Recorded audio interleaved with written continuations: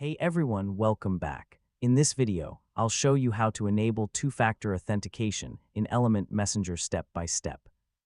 A two-factor authentication adds an extra layer of protection to your account by requiring a verification code in addition to your password whenever you sign in. So let's get started. First, open Element Messenger or the Element web app and sign in to your Matrix account. Keep in mind that the availability of two-factor authentication depends on the Matrix home server you're using. Some home servers, such as those managed by organizations, may provide this feature, while others may not. Next, open Settings or your account page and look for the Security section.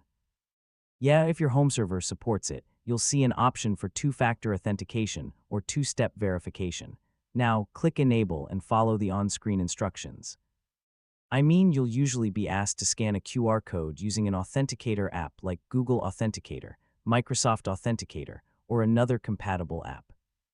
After scanning the code, enter the 6-digit verification code generated by the app to confirm the setup. If recovery codes are provided, save them in a secure location.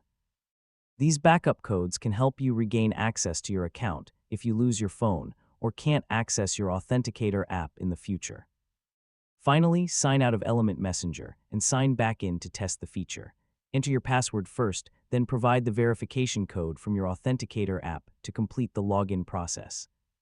If your home server doesn't currently support two-factor authentication, consider enabling other available security features, such as session verification and secure key backup. And that's it.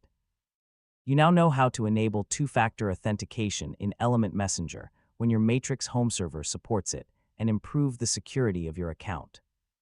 If this tutorial helped you, don't forget to like the video, share it with your friends, and subscribe for more easy tech guides.